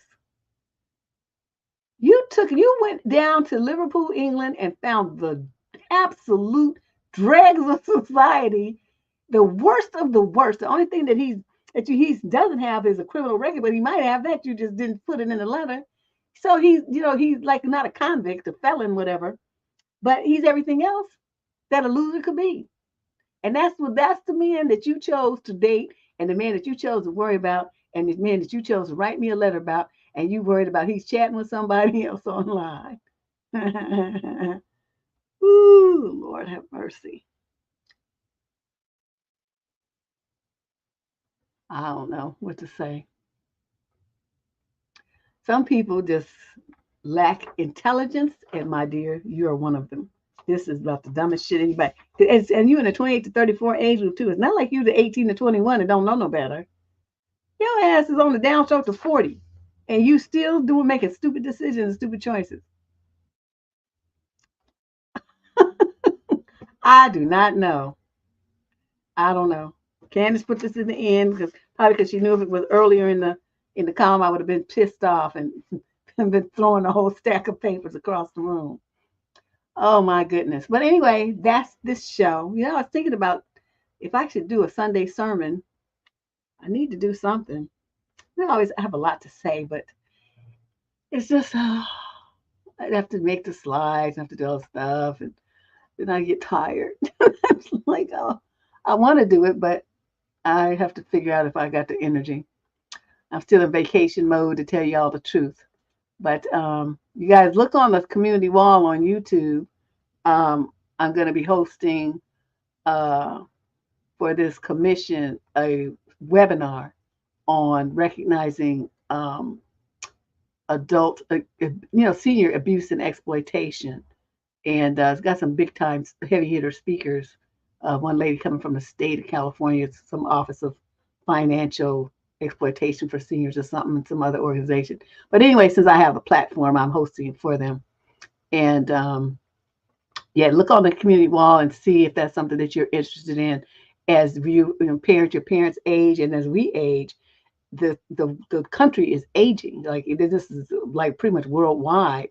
The cases of elder abuse are like tripling. A lot of people don't really understand what elder abuse is. Everybody knows about black eyes and whatnot, but there's a lot of other more insidious ways that people are abused that you might not know. So that's why I thought this was a good community project for me to do. And I hope that there's some interest. You guys just sign up there, you just register, and you can just show up, log on, and then listen. It'll help them feel better too. The more people that are listening to the broadcast, I think they'll be happier. So anyway, appreciate all of your support. Be sure to hit that subscription button before you leave and the instant notification bell so you get a reminder when we do go live, especially since I'm not sure what I'm going to do on Sunday, but I'm thinking I'm going to do something. So you should do that so that you don't miss out. Be coming write me letters later talking about, I missed it. I didn't know you was doing a show on Sunday. I missed it. Yeah, well, you should get your instant notification thing done then. Do what you're supposed to do. Okay. See y'all. Bye.